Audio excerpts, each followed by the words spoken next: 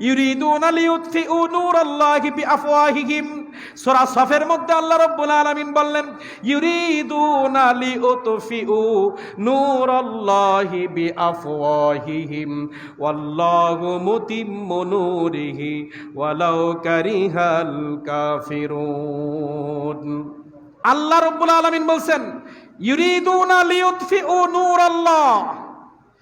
শয়তান, কাফের, বেঈমানরা কোরআনের নূরকে নিভায় দিতে চায়। কোরআনের নূরকে কি করতে চায়? নিভায় দিতে চায়। তারা কোরআনের আদর্শকে সমাজে বাস্তবায়ন করতে দিতে চায় না। কোরআন মাজিদ মানুষকে তারা পড়তে দিতে চায় না। কোরআন মাজিদের আলোচনা তারা বন্ধ করে দিতে চায়, স্টপ করে দিতে চায়। কে বলছেন? আল্লাহ তাআলা। ইউরিদুনা, তারা চায়, লিউতফিউ, নিভায় দিতে, ফু দিয়ে। এই ফু মানে বিভিন্ন কাজের মাধ্যমে। লিউতফিউ নূরাল্লাহ, আল্লাহর নূর, এই কোরআন মাজিদ।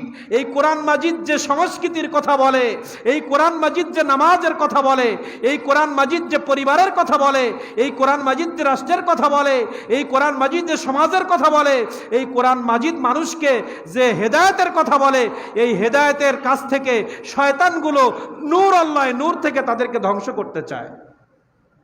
বিআফওয়াহিহিম, কিন্তু আল্লাহ চ্যালেঞ্জ করে বললেন, এই কোরআন মাজিদ ফু দিয়ে নিভানো যাবে না।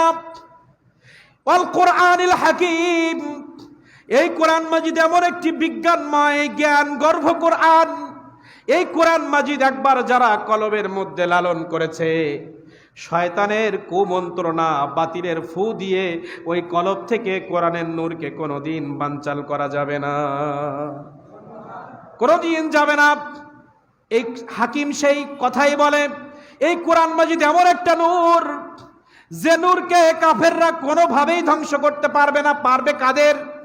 যারা কোরআন মাজিদের হুকুমত মানবে না, যারা রসুলের আদর্শ মানবে না, যারা ইসলামের আদর্শ মানবে না, এই মানুষগুলোকে কাফের বেঈমানরা তাদেরকে নিয়ে বের হয়ে যাবে।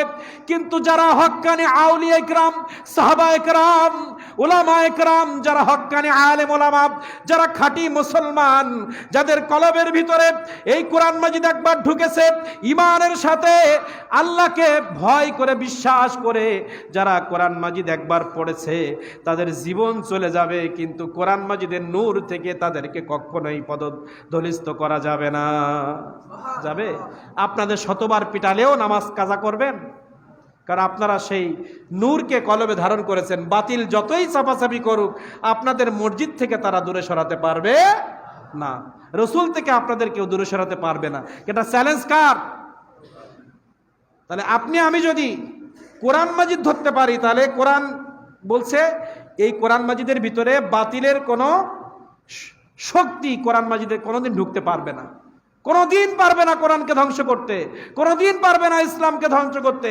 মারের পরে মার দিবে, কষ্টের পরে কষ্ট দিবে, কিন্তু যারা কোরআনকে একবার মেনে নিয়েছে, যারা আল্লাহর গোলামি একবার শুরু করেছে, যারা আল্লাহকে আল্লাহ বলে মেনে নিয়েছে, তারা কখনোই আল্লাহ থেকে ওই মানুষগুলোকে পদদলিত করতে পারবে না। কার কথা?